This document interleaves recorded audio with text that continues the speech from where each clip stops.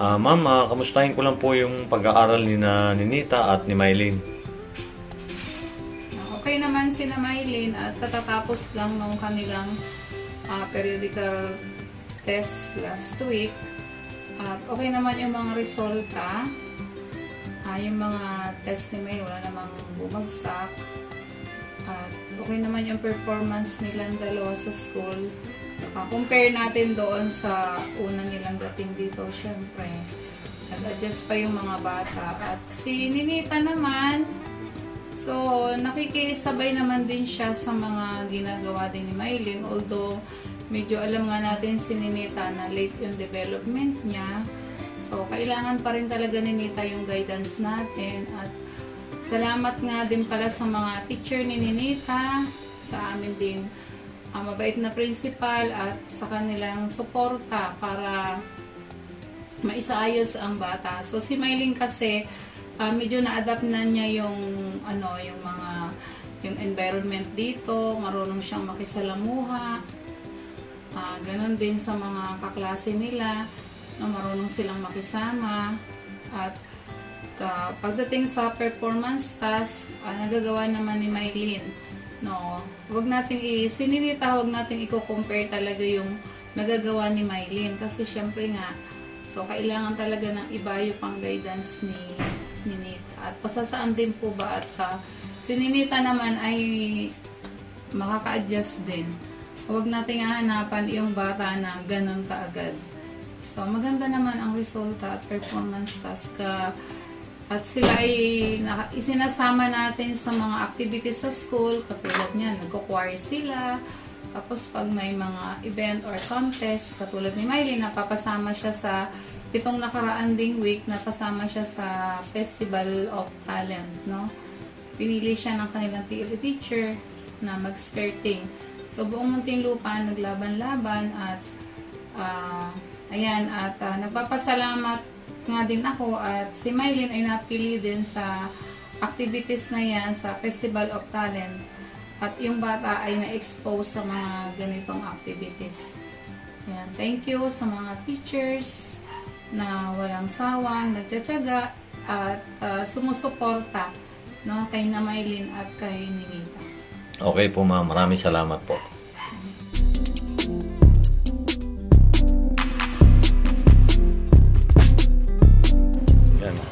Ayan o, magandang umaga. Narito po tayo ngayon ulit sa pinapasukan ni na Mylene Eskwelahan at kakamustahin po natin ang kanilang pag-aaral.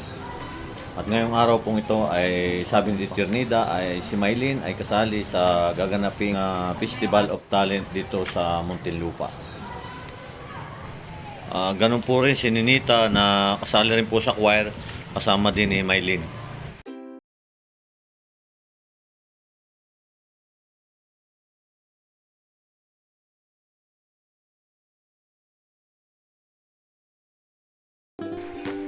O yan no si Mylene, nag-i-skirting po sa table. Ayan, maraming salamat po sa mga trainer ni Mylene, si Ma'am Paz, si Ma'am Carol,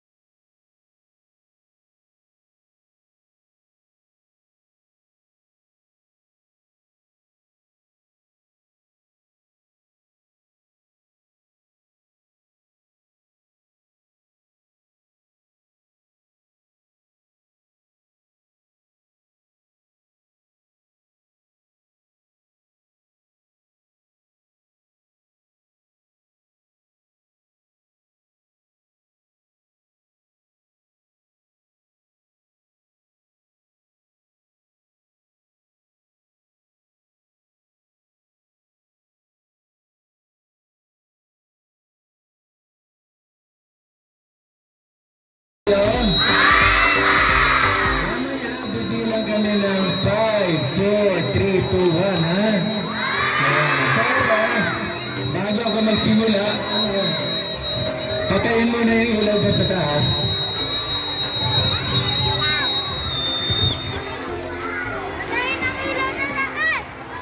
Ayan. Siyempre, bago tayo umuwi mamaya, may mga paalaala. Ha? Kung sino yung ando doon, tatawagin ni ma'am kung sino ang unang lalabas. Kasi mahirap na magtulakan kayo. Ha? Teachers, and of course, sa lahat ng mga bata, magandang hapon. Okay, so bago natin sinduhan ito, nais ko muna ipakilala sa inyo yung mga tao na sa mag-efforts, no, para mabuo ito. Okay, pag tinawag ko yung pangalan nila, palakpakan niyo sila, ha? Okay, tinatawagan ko si Ate Baby. Ate Baby. Yes, Ate Baby. Ang ating mga ng teacher yan. Ate Baby, saan ka? Nasaan si Ate Joan?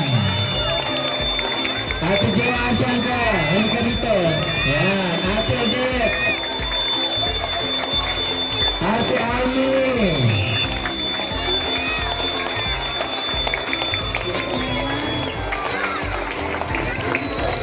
Si Ate Lupin. Si Kuya Lupin. Maingay ang aming sound system. Si Ate Army. Ate Lucy. At syempre, ang pinaka-engineer, yung nagbuo nito, si Kuya Juniel. Kuya Juniel, saan ka? Yan, si Kuya Juniel ang nagbuo niyan. Ayan, okay? So ito ang bata ay atin. At syempre, palakpakan din natin lahat ng nagdala ng mga inilagay natin dito. Ayan. So lahat kayo ay bahagi niyan. Lahat kayo. Kasi nagdala kayo ng mga palamuti. Kaya mga bata, ingatan natin yan at huwag natin sirain. Dahil yan ang pinakasimbolo ng Pasko dito sa Poblacion Elementary School. Okay, so handa na ba kayo? Pasko!